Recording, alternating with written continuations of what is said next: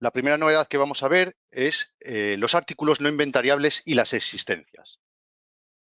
En esta primera novedad, lo que veremos es una mejora que se ha realizado en el cálculo de las existencias resultantes. Vamos a ir directamente al VLOOP y vamos a ver esta novedad. En el esquema vemos todas las tablas que intervienen en la gestión y el control de las existencias de los artículos. En la parte de arriba tenemos las tablas de artículos, empresas y almacenes, que son las que nos hacen la clave única, la secuenciación por la cual vamos a diferenciar nuestras existencias. También tenemos la tabla de movimientos de almacén, que es la tabla que propiamente nos introduce y nos resta las unidades en el almacén, y la tabla de existencias, que es la que contiene físicamente o la que contiene esta información de las existencias de un artículo. Como podemos ver en esta tabla, el problema o la casuística es que en esta tabla lo que tenemos son las existencias actuales, una foto fija de las existencias. Siempre serán qué cantidad de o qué unidades de un determinado artículo en un determinado almacén y para una determinada empresa tenemos en nuestra base de datos. ¿Cómo podemos saber el stock que teníamos de un determinado artículo hace un mes o a 31 de diciembre del año pasado o en cualquiera de las fechas anteriores?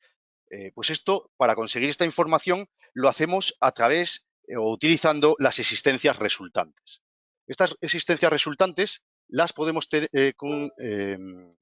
obtener o las vamos almacenando en la tabla de movimientos.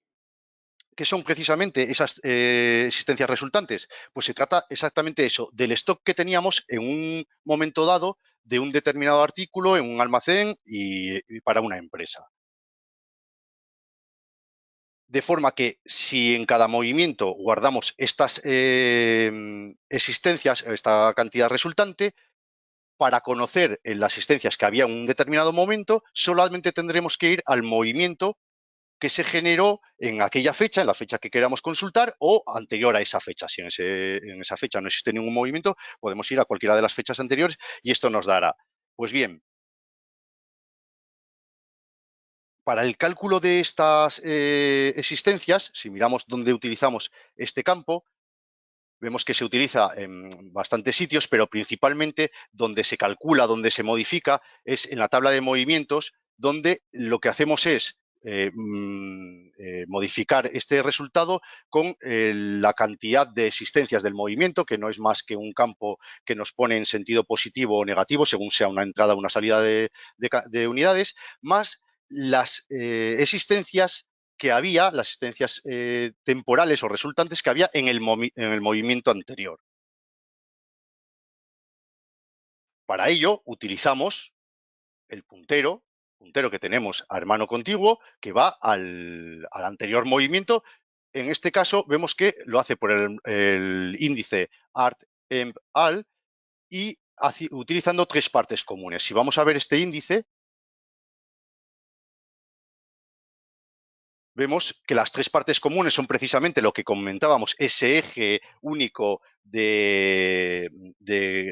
acumulación o de control de existencias, que son el artículo, la empresa y el almacén, y después a continuación tenemos los campos de fecha, hora, tipo de movimiento y código que nos permiten hacer esa ordenación, de forma que cuando desde un movimiento leemos el movimiento anterior para sumarle a las existencias resultantes que había en ese movimiento las nuestras, lo que obtenemos es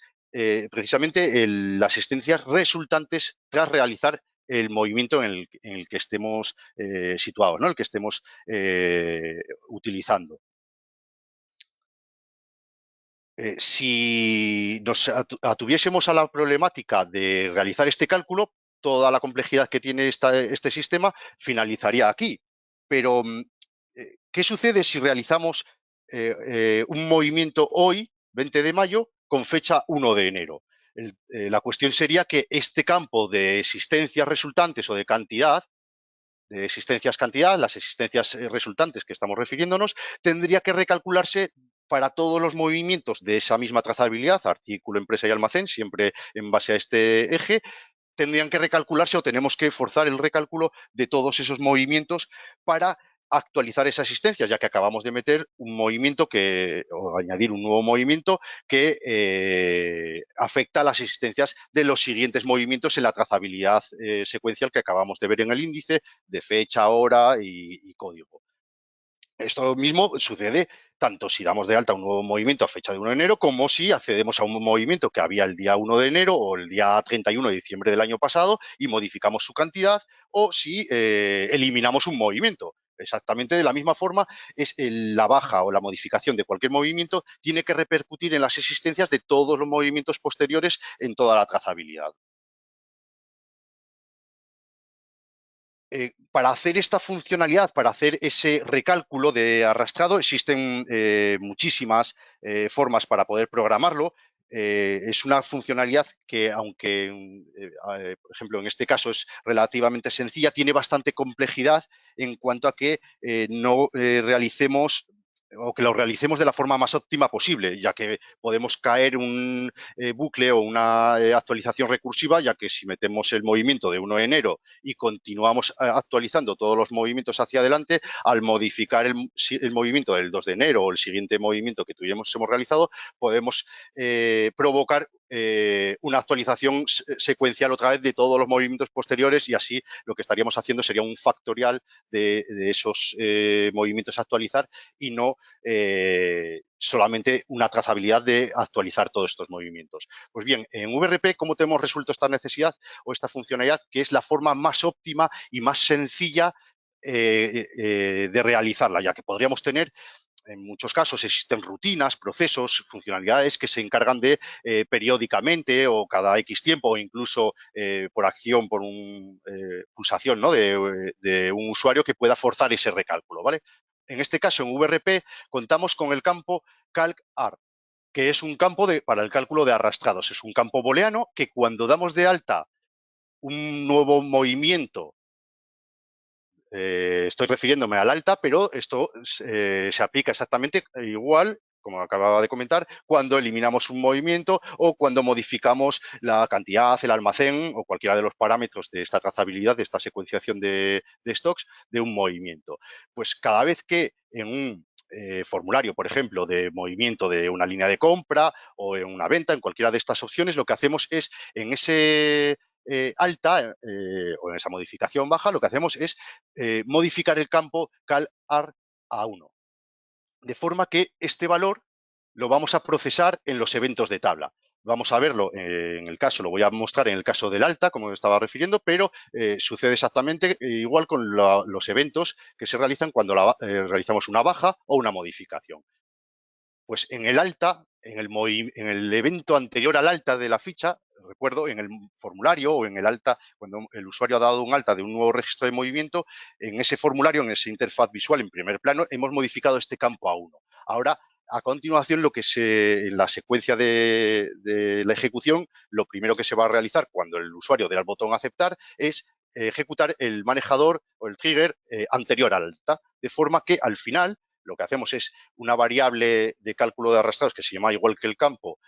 inicializarla, la limpiamos, solo entramos en la rutina si el campo vale 1, es decir, solo en estos casos, y en alguno de otros casos que luego veremos cuándo se dan esos casos en el que modifico estos valores de los movimientos y no tenemos ese campo modificado a 1, pero en este caso, que lo hemos hecho desde el formulario, el campo de calcular arrastrados está modificado a 1. A continuación, ¿qué hacemos? Guardamos ese valor, bueno, evaluamos si es o no inventariable, que esta es la principal mejora que se ha implementado, y es el excluir de todo este cálculo, todo este arrastrado, porque tenemos que tener en cuenta que si nos meten un movimiento o si introducimos un movimiento a 1 de enero de 2020, habrá que modificar muchos movimientos, pero si metemos un movimiento con fecha 1 de enero del año 2000, habrá que modificar todos los movimientos de nuestra base de datos de esa trazabilidad, ¿no? Pues guardamos el valor de ese campo a 1, evidentemente, y a continuación modificamos el mismo campo de calcular arrastrados a 0, de forma que este campo siempre va a valer 0 en todos nuestros movimientos, en todos los registros de la base de datos. Únicamente lo hemos modificado a 1 en el formulario o en el interfaz, en la parte de manejo del alta, ¿no? Del alta, la modificación, la baja, y a continuación lo que hacemos es modificar el campo el campo otra vez a 0. Vamos a ver a continuación qué es lo que vamos a hacer en el evento posterior a la acción, posterior a la alta, baja o modificación. Pues si la variable CalAr vale 1, es decir, aprovechando la compartición de los valores y las variables que tenemos entre los eventos de nuestra tabla, esta variable, cuando hayamos venido desde el formulario, cuando provengamos de este alta o modificación baja, no voy a insistir más, desde el formulario, la variable valdrá 1. De forma que a continuación lo que hacemos es una búsqueda de todos esos movimientos que debo actualizar. Es decir, para este artículo, fecha, almacén y empresa, perdón, para este artículo, empresa y almacén, le pasamos a la búsqueda también la fecha, la hora y el tipo de movimiento y el ID. Vamos a ver la búsqueda, que es una búsqueda muy, muy sencilla, donde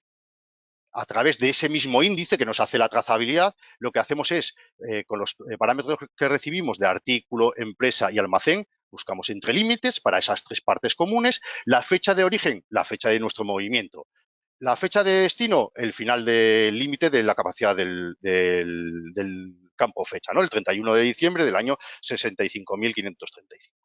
Lo mismo con las horas, el intervalo, tipo de movimiento, y a partir del código del movimiento que estamos generando o dando de alta o modificando o eliminando, y hasta el límite del tamaño de los movimientos. Con lo cual, esta búsqueda lo que nos devuelve al evento del movimiento es toda la lista, toda la cadena de movimientos que componen esa trazabilidad y que debemos actualizar. Y a continuación, lo único que se hace es recorrer esos movimientos actualizando el campo de existencias cantidad, es decir, existencias resultantes, con la cantidad de existencias preparada para existencias. Recordemos que es el movimiento, la cantidad del movimiento en positivo o en negativo, si es una entrada o una salida, más la cantidad que había en el movimiento anterior. De forma que, ¿qué pasa? Que en este caso no estamos modificando este campo de cal arrastrado a 1, con lo cual no estamos provocando ese bucle, ese reincidencia en la modificación de todos estos movimientos, de forma que es la manera más óptima, autónoma y eficiente de realizar esta mejora.